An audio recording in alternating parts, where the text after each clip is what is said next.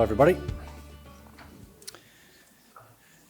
I don't really need to go through this slide with everybody. Everyone knows about the impacts of feral cats on native wildlife across Australia. However, in Kangaroo Island, these impacts extend to the agricultural industry because there's two very widespread diseases, being toxo and sarcocystis. 90% of cats, for example, have been found to have toxo on Kangaroo Island. We're in the process of getting this independently assessed, but our numbers put the cost to KI farmers at $10 to $20 million annually. And that's from causing abortions in young sheep to trimming of meat from carcasses or the rejection of whole carcasses at abattoirs. Feral cats have been estimated to be 10 times higher than they are in South Australia, mainland South Australia. The community has been behind the project for a very long time. We have nearly 100% support. That's because all sectors of the community, the tourism industry, the conservation industry, the farmers all want to see feral cats gone, and indeed the community have been advocating for eradication for more than 10 years. Kangaroo Island doesn't have any foxes, it doesn't have any rabbits. We've got a very good proven track record with eradications. We've successfully eradicated deer and goats, and we're on the way to eradicating pigs. Feral cats is the last large invasive vertebrate animal in Kangaroo Island.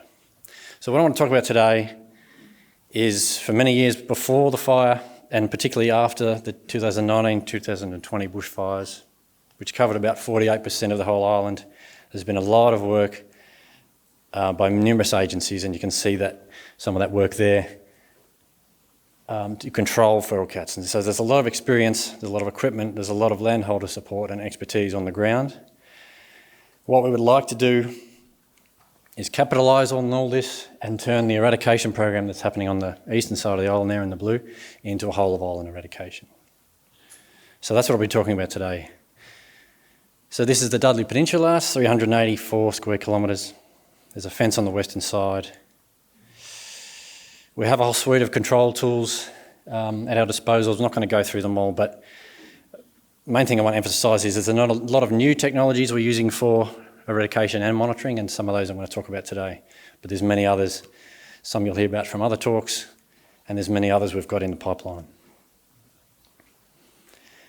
So we don't have the luxury of a traditional knockdown tool for the Dudley because it's a very large area, so even if we could knock down, say, 90% of the cats, we wouldn't be able to mop up the last 10 before they reproduced again.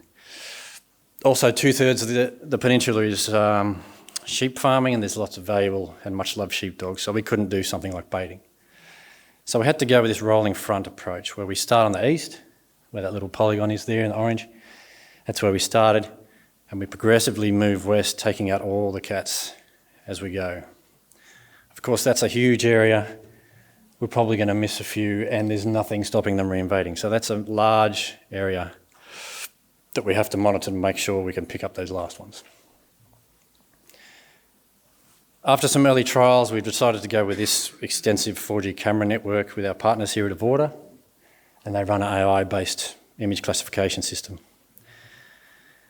Here's your standard camera trap on the left side, and on the right side we use these 4G connected cameras. They have little antennas on the top for connectivity, and they have a solar panel to keep the thing running.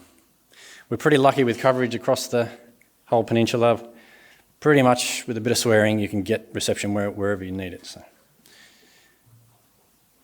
in the 2 years that we've had this system running, there's 210 cameras there. 5 million images have been sent over the 4G network, and you can configure these cameras to send the images wherever you want. So we get them sent directly to Avorta. Out of those 5 million images, about 80,000 of those are individual cat photos. The system itself is really good now. It can pick out cats. You can see in some of these images it's even got the prey in cats' mouths that it's picked out.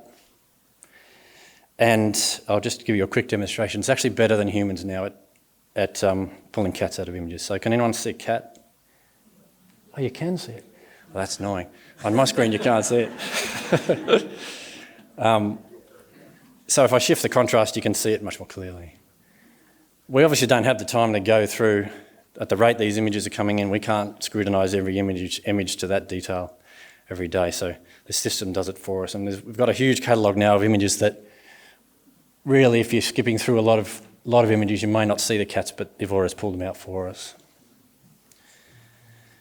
We're in the process of writing this up into a paper, but basically the Evora is faster and better than us at classifying animals, particularly cats. It saves us about 90% of the time because we don't have to go out, download SD cards, look through images. And it saves us about 14 tonnes of carbon every year for that very reason. It's all at no extra cost. Once the cameras are out there, apart from possums occasionally messing with them, we don't have to do anything to them.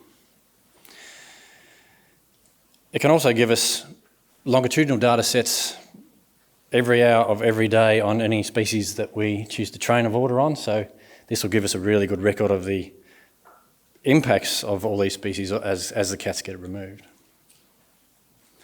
So that's just one of the tools that we're deploying across the Dudley. So where are we with the eradication? This map shows all the cats that have been caught since we started 3 years ago, and we've pulled out about 700 cats from the Dudley. But of course with eradication, how many cats you caught is not really relevant, it's how many are left. At any one time now, about 10 cats, we would say, are in that orange zone there.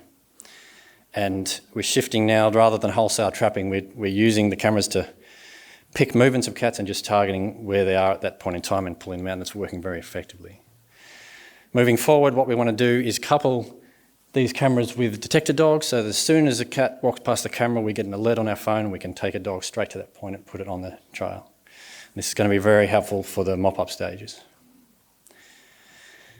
Moving forward again, what we would like to do is get to the fence by 2024, have a whole year of monitoring and using the network, but also using thermal survey at night, detector dogs, etc., and declare the eradication by 2025.